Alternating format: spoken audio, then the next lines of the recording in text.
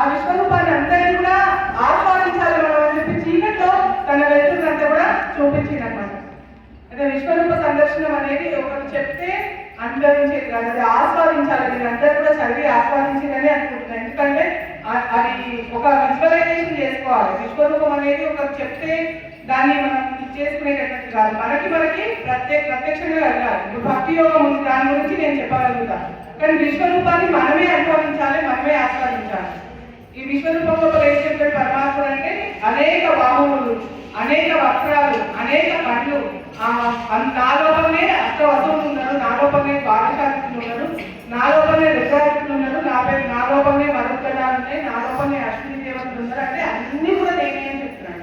సృష్టిని సృష్టించేది నేనే, లయం చేసేది నేనే, స్థితినిచ్చేది కూడా నేనే అంటుంది. కాబట్టి అన్ని కూడా పరమాత్ముడు ఆయన భావించి అందరూ కూడా ఒకసారి మన యొక్క విశ్వరూపాన్ని చూసి అందరూ కూడా మనసులో ఒకసారి కళ్ళం పెట్టుకోండి. మనం భక్తి యోగం లోపల పరమాత్ముడు ఇంకా చక్కగా చెప్పాడు భక్తి గురించి. అంటే మనం అందరం పాటించే భక్తి అసలు నిజమైనటువంటి భక్తి కాదని కృష్ణుడు చెప్తాడు.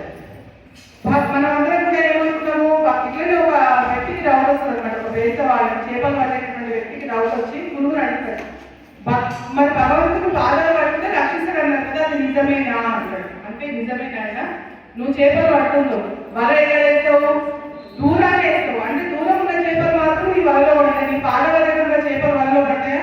అదే విధంగా భగవంతుని పాదాలు పట్టుకున్నామని భగవంతుడు ఖచ్చితంగా కనిపిస్తాడని చెప్తాడు. భక్తి అంటే మనం అందరం కూడా ఒక మౌఢ్యమైనటువంటి భక్తిలో ఉంటాం. చాలా అందరికీ ఒపీనియన్ ఏముంటుందంటే భక్తి అంటే పూజ చేయడమే భక్తి అనుకుంటాం. కానీ భక్తి యోగంలో కృష్ణ పరమాత్మ చెప్తాడు పూజ చేయడం ఒక భాగం మాత్రమే. భక్తి అంటే సమర్థ విలక్షణమే అంటాడు. అద్వైత సర్వభూతాలు అంటే ఏ ప్రాణి పట్ల వరకు ద్వేషం ఉండదు, ఇతర మనుషుల పట్ల కాదు, ప్రాణి పట్ల అంటే బయట కరుణ దేవత, ప్రతి ప్రాణి పట్ల కరుణ ఉండాలి. ఎట్లా కరుణ అంటే మనం ఒకవేళ మనం ఎట్లా చూసుకుంటామో మనల్ని మనం ఏ విధంగా కరుణతో మనం ఒక చూడండి ఏదైనా కష్టం వస్తే చెప్తారు, నా పిల్లలు ఉంటే తెలుస్తున్నాయి అంటే మనకి ఎదుటి వాళ్ళ కష్టం లోపలికి వెళ్ళి మనం తొలగి చూస్తే మన బాధేదో అర్థమవుతుంది. దాన్ని కరుణ అంటే మమకారం, నాది అనేటటువంటి భ్రాంతిని వదిలేయమంటుంది పరమాత్ముడు. అయితే ఒక జమీందారు ఆయన ఇంటి ముందు నిల్చొని ఉంటాడు. ఒక చిన్న పిల్లాడి వెనకాల ఒక 40 మంది పరిగెత్తుతుంటారు. ఎందుకంటే పరిగెత్తుతున్నారని చెప్పేసి ఆయన అడుగుతాడు అనమాట, ఏమైంది అట్లా చిన్న పిల్లగాడు వెనకాల ఎందుకు పరిగెత్తుతున్నారంటే ఆ పిల్లాడు దొంగతనం చేసిందంట, అందరు వెనకాల పరిగెత్తుతున్నారంటే నిజమే, దొంగతనం చేసిన బాగా చితక్కొట్టాలి, ఆ పిల్లగాడిని పట్టుకుని కట్టేసి కొట్టాలంటే. సరే దగ్గరకు వచ్చి చూసే కదా తన మనవడే ఉంటాడు. అప్పుడు ఏమంటాడంటే చిన్న పిల్లగాడు పాపం తెలిసి తెలియక చేసి ఉంటాడు, ఆయన ఎందుకు కొట్టాలి, వదిలేయండి అంటాడు. అంటే మమకారం, అప్పటిదాకా వేరే వాళ్ళైతేనేమో కొట్టండి అంటాడు, తన వాళ్ళు అనేసరికి లేదు కొట్టదు, చిన్నపిల్లలు కదా, చిన్నపిల్లలు తెలియక చేస్తారు అంటారు. ఇదే మమకారం, ఈ మమకారమే ఉండొద్దని పరమాత్మ మనకు చెప్తారు. మనమే కాదు పెద్ద లాంటి వాళ్ళు భర్తృహరి అనేటువంటి ఒక నేను మాట్లాడితే ఒక విషయాలు పెట్టేస్తాను, శ్రద్ధగా ఏంటని నేను చెప్తాను. భర్తృహరి అనేటటువంటి ఒక కవి మనందరికీ తెలుసు, సుభాష్ కాదు అనేటువంటి భర్తృహరి కవి.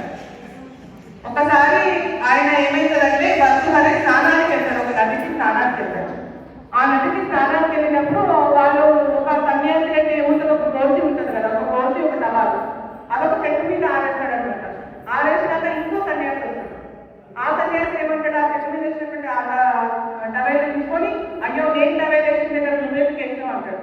అంటే అక్కడ ఉన్న బట్టలు చూసేవాడు వాళ్ళంతా చూసంటారు, ఎంత మమకారం ఉంది వీళ్ళకి, సన్యాసం అంటారు, ఇంత మమకారం ఉంది.